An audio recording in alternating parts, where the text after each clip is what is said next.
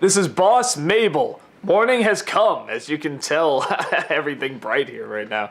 Well, comparatively speaking, it's still steel gray skies out because it's the day before Thanksgiving. But it looks like we're in the middle of an explosion right now because of the exposure. So yeah. There's about an inch of snow on the ground. It's quite festive. Yes, indeed.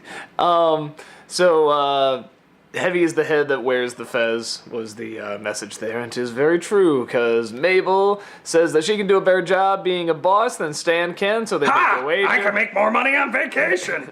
So he goes on Cash Wheel, which is a Wheel of Fortune show, to make a lot of money, and Mabel stays behind, gets her shoulder pads, her shoulder pad suits. And do people remember when women wore those? Like, that was an 80s thing, and it was so bizarre. And it did not look good. No, it will last into the 90s as well. I remember Hillary Clinton had some shoulder pads. Yeah, like just a little. Like, it's okay to have a little, but they were like, they're these really thick, weird things. Well, it's because she read the Managerial Skills 1983 edition, which is another nice touch. So she tries to do everything friendly and just sort of, is generally a little too nice. If you're the number 2 boss, then who's the number 1? You are. Lets people walk over her and realizes that she has to do stuff she doesn't want to do in order to run a business. I love it when Dipper gets... Just like how I have you horsewhipped every night for the good of the company. Yeah.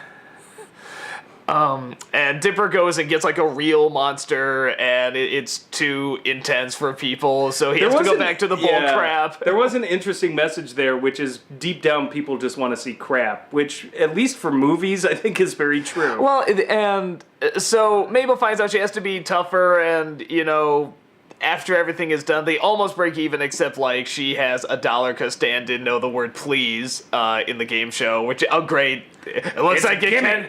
Yeah, with 2 E's. And it looks like the word please can make you money. What a... it's a pun, but I thought that was really clever.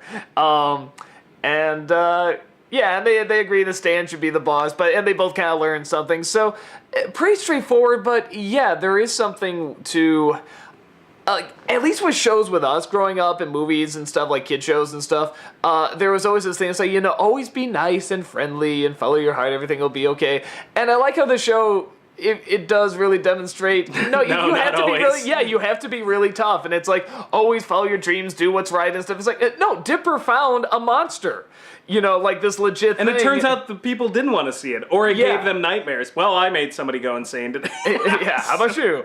And I really liked it, especially, I think being in entertainment as well, you sort of know it's like, there's a lot of stuff you want to do, but you also, it's show business. You have to give people what they want. We could pour our heart out doing something that we think is an incredible piece of work, and when it comes down to it, like, our fans would be like, no, give us the crap. Like, what we think is the crap. Yeah, I mean, it's happened to us. It's definitely happened before. We threw all this extra time and effort into this, and they're like, that's all right. Give us the shitty episode. The ones that we're just like, this didn't, like, what is it the Animaniacs one? Is that still the most popular? Oh, I doubt it now. Yeah, but for a while, like, the most popular video we had was, like, the top 11 naughtiest Animaniac moments. And he had a cold when he did it. Yeah, and, like, I did in, like, a few minutes. Joke. He tossed it off and it was, like, the most viewed video for a long time. I'm my God, this video is amazing. And then we'll work hard on a particular episode and be like, this is good. Like, finally, we've topped ourselves. Fans are like, I'm at the old episode. So we're like, what do you want from us? Now, for the most part, honestly, I mean, and again, this is sort of the compromise I think this episode makes. Like, the ones that we do put a lot of effort, the Man of Steel, the Lorax, and, stuff like that, like, they make a lot of views and people respond to them. But, yeah, there's always going to be... There's always some that there's always like, this is going to be, like, the one, and then it's... I thought the Power Rangers one was going to be, like, huge. Like, so I put a lot of time and effort into that. It's like, it does okay. Costumes, and be like, like, it's all right. It does okay. I was just like, I thought that was going to be, like, gigantic. The one where you're just yelling at a wall. Now, that was amazing. I'm like... But different color wall.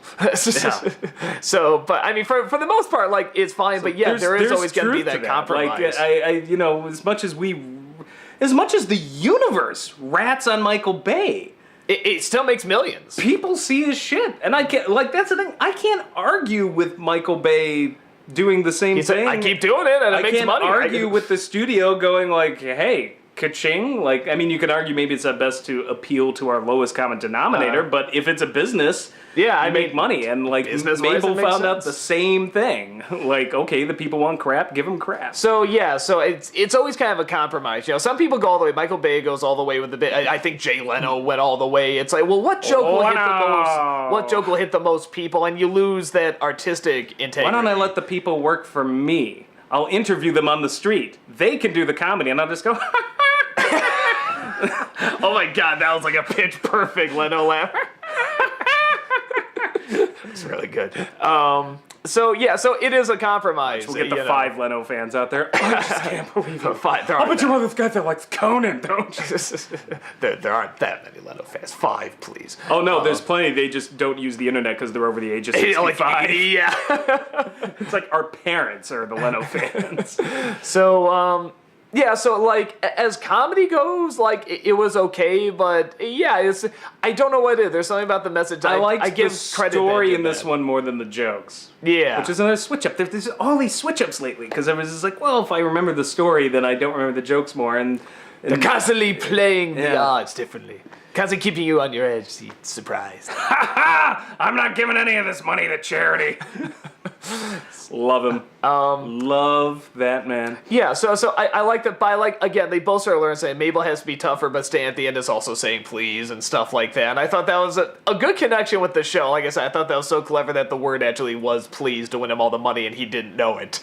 I thought that was really clever and hosted by who's that character from Love Boat? Is that Gopher? I can't remember. The bard. He looks like the ladies' man. The SNL character. Like I'm just. It was very random. I'm like, huh. Yeah. Is this a reference I'm not quite getting, or am I getting it? Is this a Love Boat? Yeah, I don't know if there was like a game show character they had like a big fro or something. I'm not sure. Half the fans are like, what is a Love Boat? It's just what's this ladies' man you speak of? That's not that old. Yeah, it's that may be more than 10 years old, actually. Yeah, I know it's gotta be more than 10 years old. I would imagine. Christ, we're old. We're so old. It's like that couch you were sketching. 35 and my life is over. Oh God. Well, the nice thing is get me a wheelchair. The nice thing is you remember your midlife crisis that got you into this business by looking at all those old Generation X like retro things. Yeah, the Cartoon All-Stars and stuff. Now, soon enough, you get to have a real midlife crisis. Yay! I'm closer than you are too. It's gonna be great. It's like I can't look back on like all I don't the have things enough money to buy a Ferrari. It's like my midlife crisis is looking back on my other midlife crisis. What the hell? So it's still a good episode. Like I said, I think I like the layout of the story much more than the comedy. Sometimes you need to have a good story over the comedy. It just happens. And, it's still good comedy. There's still good lines in it and stuff. So yes, good stuff. We'll see you next week for us. Next episode for you. Will we be wearing the same clothes accidentally? Tune in. Find out. I'm gonna wear a Mabel sweater. Twincest.